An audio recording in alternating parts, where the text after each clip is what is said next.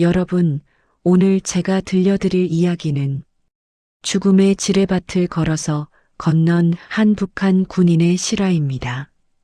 2023년 9월 어느 날 밤, 비무장지대 한복판에서 한 남자가 땅을 기어가고 있었습니다. 한 발자국만 잘못 디뎌도 폭사할 수 있는 지뢰밭이었죠. 그의 이름은 박진혁, 북한 인민군 대위였습니다. 왜 그는 목숨을 걸고 그곳을 건넜을까요? 무엇이 그를 그토록 절박하게 만들었을까요? 오늘 여러분은 북한군 장교가 체제를 버리고 자유를 선택하기까지의 충격적인 여정을 듣게 되실 겁니다. 동료의 죽음, 상부의 배신, 그리고 가족과의 이별. 그 모든 것을 견디며 그가 마침내 도달한 곳은 구독 버튼을 눌러주시고 이 놀라운 이야기를 끝까지 들어주시기 바랍니다. 안녕하세요. 저는 탈북민 박진혁이라고 합니다. 북한 인민군에서 대위로 복무했습니다. 제 이야기는 2023년 6월로 거슬러 올라갑니다. 평안북도 신의주 인근 부대에서 근무하던 때였습니다. 저는 군인 가정에서 태어났습니다. 아버지는 인민군 대령이셨고 형도 소령이었습니다. 제가 군대에 입대한 것은 당연한 수순이었죠. 15년간 군복무를 하며 저는 충성심 강한 군인으로 인정받았습니다. 김일성, 김정일, 김정은 3명의 최고 지도자를 섬겼습니다. 하지만 그날 모든 것이 바뀌었습니다. 2023년 6월 15일 새벽 2시 긴급 소집 명령이 떨어졌습니다. 전원 집합, 비상 상황 발생, 우리 소대 30명이 급히 모였습니다. 중대장 리철수 소령이 긴장된 표어로 말했습니다. 동지들, 중대한 임무가 하달되었다. 그는 작전 명령서를 펼쳤습니다. 압록강 연안 마을에 탈북 시도자들이 있다는 정보가 입수되었다. 우리 부대가 체포 작전을 수행한다. 평범한 작전처럼 들렸습니다. 하지만 그 다음 말이 제 가슴을 얼어붙게 만들었습니다. 현장에서 저항하는 자는 즉결 처분하라. 즉결 처분. 그것은 현장 사살을 의미했습니다. 제 옆에 있던 김 상사가 손을 들었습니다. 소령 동지, 아이들도 포함입니까? 우리 소령의 표정이 굳었습니다. 명령은 명령이다. 연령 불문이다. 그 순간 제 손이 떨리기 시작했습니다. 15년 군생활 동안 여러 작전을 수행했지만 이런 명령은 처음이었습니다. 새벽 4시 우리는 작전 지역으로 이동했습니다. 압록강이 내려다 보이는 작은 마을이었습니다. 마을 외곽 창고에 탈북 시도자들이 숨어 있다는 정보였습니다. 우리 소령이 손짓으로 신호를 보냈습니다. 우리는 창고를 포위했습니다. 나와라. 인민군이다. 우리 소령의 목소리가 새벽 공기를 갈랐습니다. 창고 문이 천천히 열렸습니다. 그리고 나온 사람들을 보는 순간 저는 숨이 막혔습니다.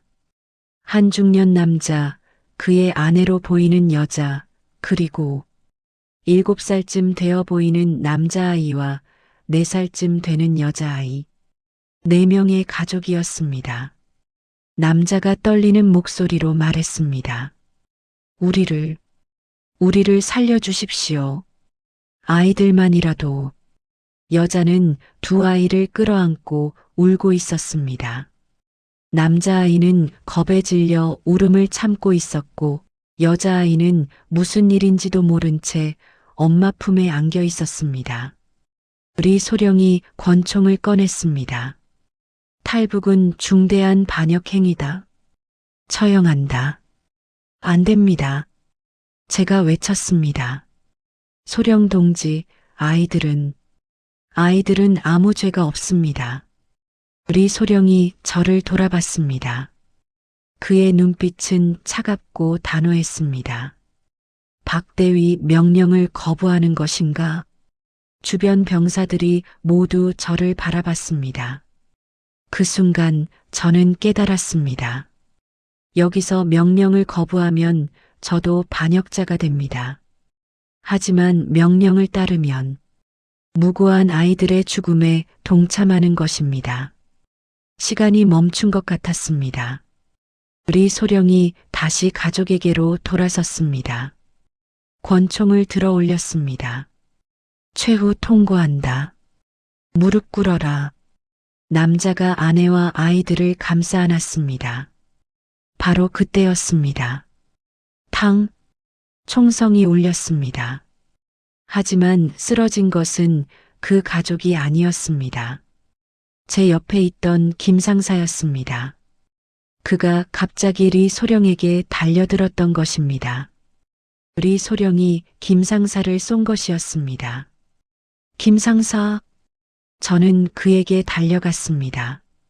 김상사는 가슴에서 피를 흘리며 쓰러져 있었습니다. 대위, 동지, 그가 제 손을 잡았습니다. 저 아이들을, 제 딸 나이입니다. 안 됩니다. 그의 손에서 힘이 빠졌습니다. 김상사는 제 품에서 숨을 거뒀습니다. 저는 그의 얼굴을 바라봤습니다. 45살의 성실한 군인이었습니다. 부인과 두 딸이 있었죠. 우리 소령이 다시 권총을 들어 올렸습니다. 이번에는 그 가족에게 탕, 탕, 탕, 탕, 네 발의 총성이 새벽을 갈랐습니다. 아버지, 어머니, 그리고 두 아이 모두 쓰러졌습니다. 저는 그 장면을 멍하니 바라볼 수밖에 없었습니다. 리 소령이 총을 내리며 말했습니다. 김상사는 반역자로 기록한다. 시신은 가족에게 인도하지 않는다. 그리고 우리를 돌아보며 말했습니다. 이것이 탈북을 시도한 자들의 최후다. 명심하라. 부대로 돌아오는 트럭 안. 아무도 말이 없었습니다. 저는 창밖을 바라보며 생각했습니다. 이것이 과연 옳은 일인가? 우리는 정말 정의를 수호하고 있는 건가? 그날 저는 잠을 이룰 수 없었습니다. 눈을 감으면 그 아이들의 얼굴이 떠올랐습니다. 하지만 그때는 알지 못했습니다. 이것이 단지 시작에 불과하다는 것을. 일주일 후 김상사의 장례식이 있었습니다. 아니, 정확히는 장례식조차 없었습니다. 김상사의 아내와 두 딸이 부대 앞에서 울부짖었습니다. 남편 시신을 돌려주세요. 아빠를 보게 해주세요. 하지만 부대는 차갑게 문을 닫았습니다.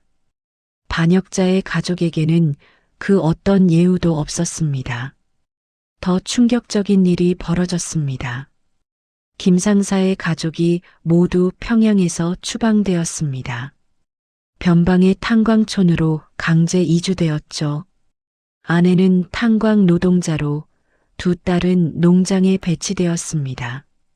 14살, 12살의 어린 나이에 저는 이 모든 것을 지켜만 봐야 했습니다.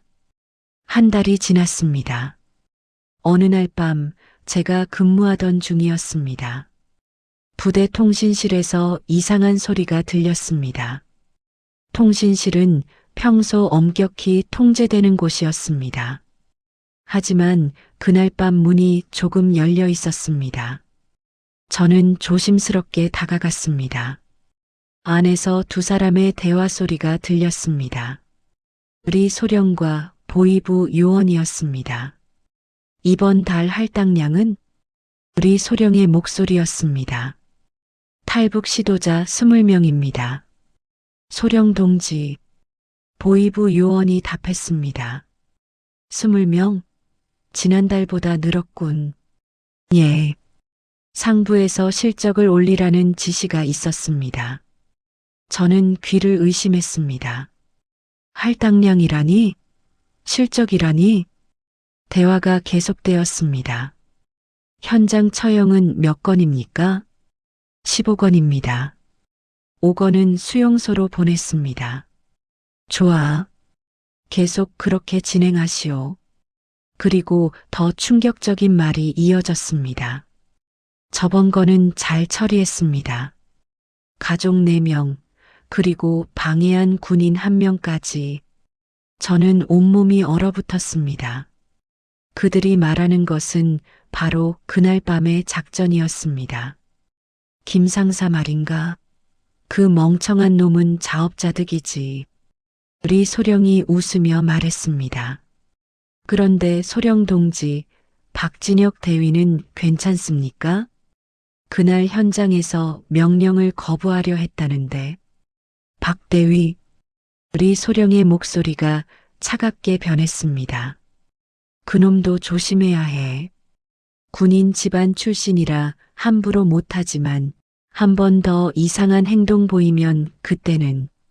저는 더 이상 들을 수 없었습니다. 조용히 그곳을 빠져나왔습니다. 막사로 돌아와 침대에 누웠습니다. 하지만 머릿속은 복잡했습니다. 할당량, 실적, 현장 처형 15건, 탈북 단속이 실적 관리였다니.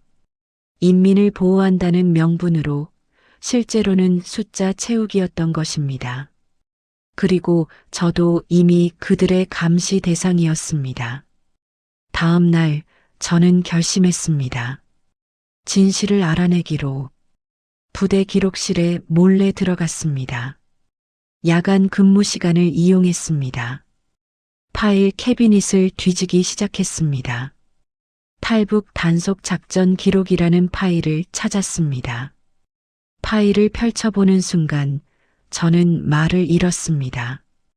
2023년 1월부터 6월까지 반년간 우리 부대가 단속한 탈북 시도자 127명, 현장 처형 89명, 수용소 이송 38명, 89명이 현장에서 죽었습니다. 그중 30%가 18세 미만 청소년이었습니다. 더 충격적인 것은 특별포상 기록이었습니다. 리철수 소령 마이너스 탈북자 현장 처형 23건 달성, 특별포상금 지급. 박명수 대위 마이너스 탈북자 가족 적발 8건, 승진 추천. 그들은 사람을 죽이고 포상을 받고 있었습니다. 승진하고 돈을 받고 있었습니다. 저는 파일을 덮었습니다. 손이 떨렸습니다. 이것이 우리가 지키는 조국인가? 이것이 우리가 충성하는 체제인가? 그때 뒤에서 목소리가 들렸습니다. 박 대위 무엇을 하고 있나? 뒤를 돌아보니 리 소령이 서 있었습니다. 심장이 멎는 줄 알았습니다. 소령 동지, 저는 기록을 보고 있었군. 리 소령이 천천히 다가왔습니다. 박 대위, 자네 요즘 이상하네. 그는 제 어깨에 손을 올렸습니다. 군인은 명령에 복종해야 해. 의문을 품으면 안 돼. 하지만 소령 동지, 닥쳐. 리 소령이 갑자기 소리쳤습니다. 자네도 김상사처럼 되고 싶은가? 자네 가족도 탄광으로 보내고 싶은가? 저는 아무 말도 할 수 없었습니다. 내일부터 자네는 감시 대상이야. 조심하게. 리 소령은 그렇게 말하고 나갔습니다. 저는 그 자리에 한참을 서 있었습니다. 다음 날부터 제 주변이 달라졌습니다. 동료들이 저를 피했습니다. 식사 때도 혼자 앉았습니다. 일주일 후 저는 평양 보위부로 소환되었습니다. 신문실에 앉혀졌습니다. 보위부 대좌가 저를 마주봤습니다. 박진혁 대위, 자네는 최근 이상한 행동을 보이고 있네. 무슨 말씀이십니까? 명령 거부 시도, 기밀 문서 열람, 동료들에게 체제 비판 발언. 저는 한 적이 없는 일들이었습니다. 누군가 저를 모함한 것이었습니다. 그런 적 없습니다. 증거가 있네. 대좌가 서류를 내밀었습니다. 여러 병사들의 진술서였습니다. 모두 조작된 것이었습니다. 박 대위, 자네 아버지가 대령이라 특별히 기회를 주겠네. 재교육 수용소에서 6개월만 보내면 복귀시켜주지. 재교육 수용소? 그곳은 고문과 세뇌의 장소였습니다. 들어간 사람 중 정상적으로 나온 사람이 없었습니다. 하지만 만약 거부하면 대좌가 사진 한 장을 내밀었습니다. 제 어머니와 여동생 사진이었습니다. 자네 가족도 연좌제로 처벌받게 될 것이네. 그 순간 저는 모든 것을 이해했습니다. 이 체제는 구원받을 수 없습니다. 사람의 생명이 숫자에 불과한 곳입니다. 충성심마저도 함정이 되는 곳입니다. 저는 그 자리에서 결심했습니다. 탈북하겠다. 하지만 그때는 알지 못했습니다. 그 결심이 얼마나 험난한 여정의 시작인지를. 신문이 끝나고 부대로 돌아왔습니다. 하지만 저를 기다리고 있던 것은 더 큰 위기였습니다. 부대장이 전 병력을 집합시켰습니다. 동지들, 중대한 발표가 있다. 부대장이 저를 가리켰습니다. 박진혁 대위는 오늘부터 계급이 정지되고 특별감시 대상으로 지정된다. 주변 병사들이 저를 쳐다봤습니다. 그들의 눈빛에는 동정도, 연대도 없었습니다. 오직 두려움만 있었습니다. 저와 함께 있으면 자신들도 의심받을 수 있다는 두려움이었습니다. 그날 밤 제 숙소에 2명의 보위부 요원이 배치되었습니다. 24시간 감시였습니다. 화장실을 갈 때도 따라왔습니다. 식사할 때도 지켜봤습니다. 일주일이 지났습니다. 어느 날 새벽 급히 집으로 전화가 왔습니다. 어머니였습니다. 진혁아, 내 여동생이, 수진이가 사라졌어. 무슨 말씀이세요? 어제 저녁부터 집에 안 들어왔어. 친구한테 물어봐도 모른대. 불길한 예감이 들었습니다. 저는 급히 상관에게 휴가를 신청했습니다. 물론 거부당했습니다. 박 대위, 자네는 감시 대상이야. 부대 밖 출입 금지다. 하지만 저는 포기할 수 없었습니다. 그날 밤 경비를 피해 부대를 빠져나왔습니다. 평양 집으로 달려갔습니다. 어머니는 눈이 퉁퉁 부어 있었습니다. 진혁아, 너 때문에 수진이가. 어머니가 울부짖었습니다. 이웃 아주머니가 말했습니다. 어제 저녁에 보위부 차가 왔어. 수진이를 데려갔어. 저는 즉시 보위부로 달려갔습니다. 제 여동생을 어디 있습니까? 하지만 그들은 차갑게 대답했습니다. 그런 사람 모른다. 거짓말 마십시오. 분명 여기서 데려갔습니다. 박진혁 동무, 조용히 하지 않으면 당신도 체포한다. 저는 무력했습니다. 집으로 돌아와 어머니를 붙잡고 울었습니다. 40살 중년의 군인이 어머니 품에서 울었습니다. 사흘 후 소식이 왔습니다. 여동생 수진이가 평양 외곽 재교육 시설에 수감되었다는 것입니다. 사상 재교육 대상자로 분류되었다고 했습니다. 제 죄가 동생에게 옮겨간 것입니다. 저는 그곳을 찾아갔습니다. 하지만 면회조차 거부당했습니다. 담장 너머로 수진이의 목소리가 들렸습니다. 비명이었습니다. 오빠, 오빠. 저는 담장을 넘으려 했습니다. 하지만 경비병들이 저를 끌어냈습니다. 박대위, 여기서 소란 피우면 당신 어머니도 끌려옵니다. 저는 그 말에 얼어붙었습니다. 부대로 돌아오는 길, 저는 결심을 굳혔습니다. 여기서는 답이 없다. 이 체제 안에서는 가족도 지킬 수 없다. 탈북. 그것만이 유일한 길이었습니다. 하지만 문제가 있었습니다. 혼자 탈북하면 어머니와 여동생이 더 큰 고통을 받습니다. 연좌제 때문에 저는 고민했습니다. 며칠 밤을 잠 못 이루며 고민했습니다. 그러던 중 뜻밖의 기회가 찾아왔습니다.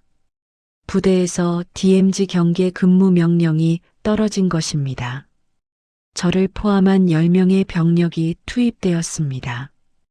이것이 기회다. DMZ는 북한에서 가장 남쪽입니다. 철책선만 넘으면 한국입니다. 하지만 동시에 가장 위험한 곳이기도 합니다. 지뢰밭, 철책선, 경비초소, 감시 카메라. 그곳을 넘는다는 것은 죽음을 각오하는 일이었습니다. 출발 전날 밤, 저는 어머니께 마지막 전화를 드렸습니다. 어머니, 저 곧 자유로운 곳으로 갈 겁니다. 무슨 소리니? 어머니, 제가 성공하면 꼭 어머니와 수진이를 데려올 겁니다.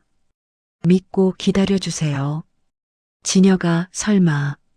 사랑합니다, 어머니. 저는 전화를 끊었습니다.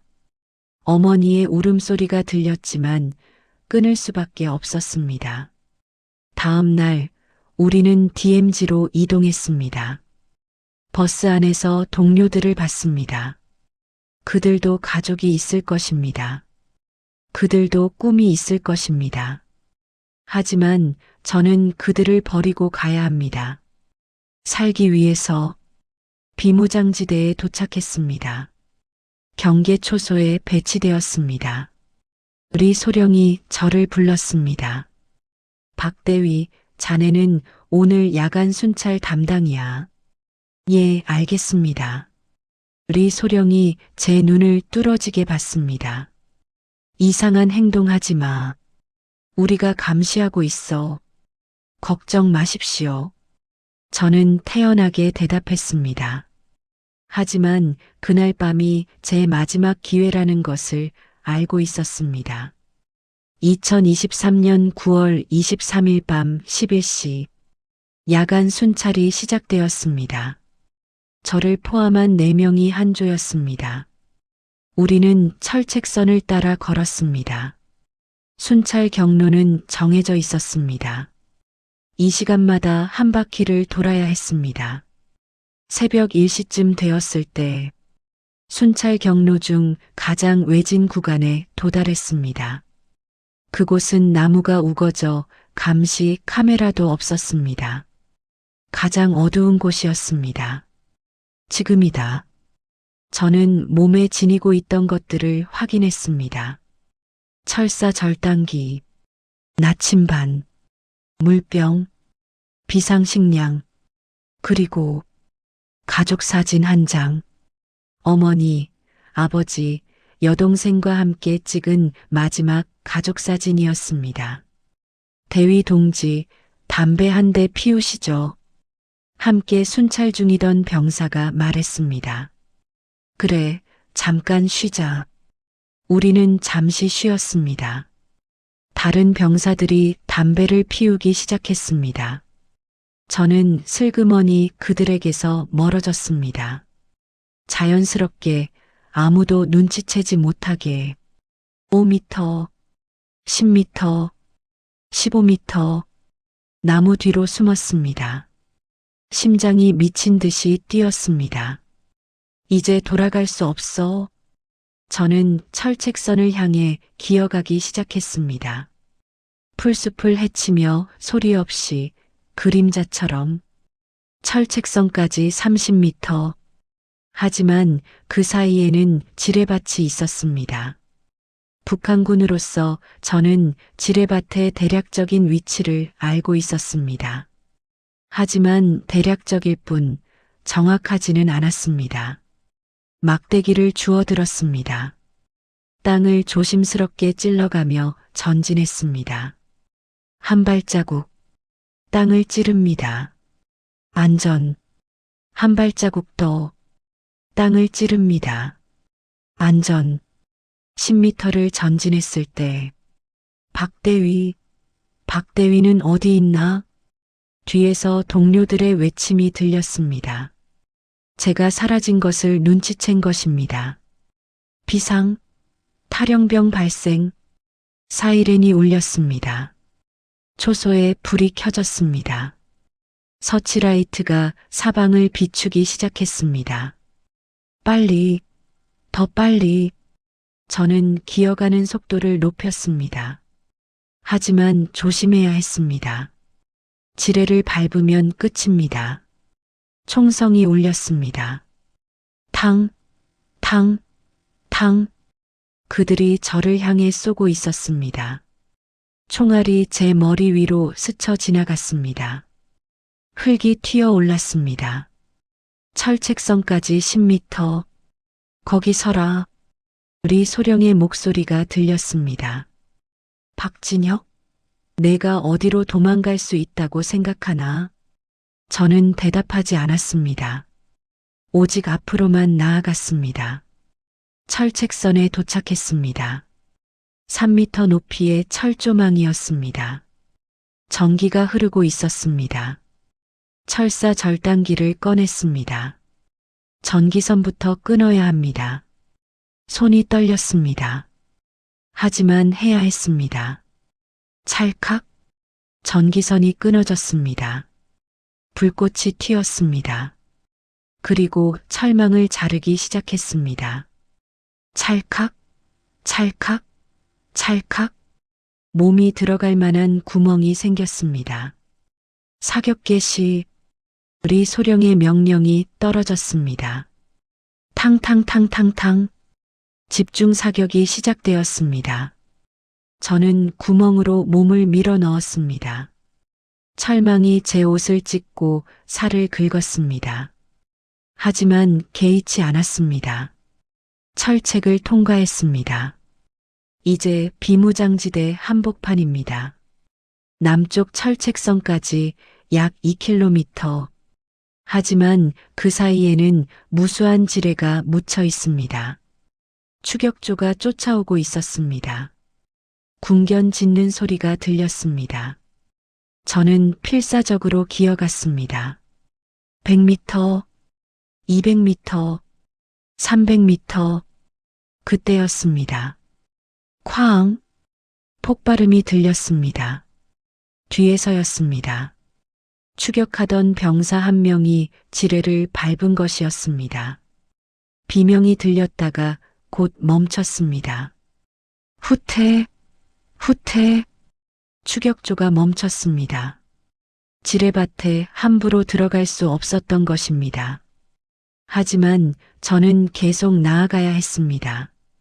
500m, 700m, 1km, 새벽 3시, 4시간 동안 기어온 것 같았습니다. 온몸이 상처투성이었습니다. 손은 피로 얼룩져 있었습니다. 하지만 멈출 수 없었습니다. 저 멀리 남쪽 철책선이 보였습니다. 그리고 한국군 초소의 불빛이 보였습니다. 조금만 더, 조금만 더. 1.5km, 1.8km, 남쪽 철책선까지 200m.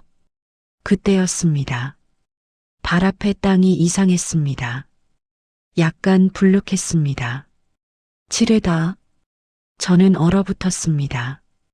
이미 발이 그 위에 있었습니다. 조금이라도 무게 중심을 옮기면 폭발합니다. 땀이 비 오듯 흘렀습니다. 어떻게 하지? 어떻게? 몇 분간 꼼짝하지 못했습니다. 그때 생각났습니다. 군대 훈련 때 배운 지뢰, 회피 기술. 천천히, 아주 천천히 무게 중심을 뒤로 옮겼습니다. 밀리미터 단위로 조심스럽게. 땀이 눈에 들어가 따가웠지만 참았습니다. 10분이 지났을 때 드디어 발이 지뢰에서 벗어났습니다. 휴, 살았습니다. 다시 기어가기 시작했습니다. 남쪽 철책선까지 100m. 한국군 초소에서 불빛이 움직였습니다. 그들이 저를 발견한 것 같았습니다. 50m. 저는 일어나서 뛰기 시작했습니다. 더 이상 조심할 여유가 없었습니다. 도와주세요. 한국어 할 줄 압니다. 탈북자입니다. 목이 터져라 외쳤습니다. 30m. 한국군 병사들이 철책 너머로 달려오는 것이 보였습니다. 20m. 북한 쪽에서 다시 총성이 울렸습니다. 탕, 탕. 하지만 이미 사정거리를 벗어났습니다. 10m. 철책선에 도달했습니다. 한국군 병사가 철책 문을 열었습니다. 빨리 들어오세요. 저는 마지막 힘을 다해 뛰었습니다. 철책 안으로 들어가는 순간 저는 쓰러졌습니다. 한국군 병사가 저를 붙잡아 주었습니다. 괜찮으세요? 의무병. 저는 그의 얼굴을 바라봤습니다. 젊은 한국군 병사였습니다. 감사합니다. 감사합니다. 그 말만 반복하며 저는 의식을 잃었습니다. 자유의 땅. 마침내 도착했습니다. 눈을 떴을 때는 병원이었습니다. 하얀 천장이 보였습니다. 깨어나셨습니까? 간호사가 미소 지으며 물었습니다. 여기가 어디입니까? 국군 수도병원입니다. 안심하세요. 저는 살아 있었습니다.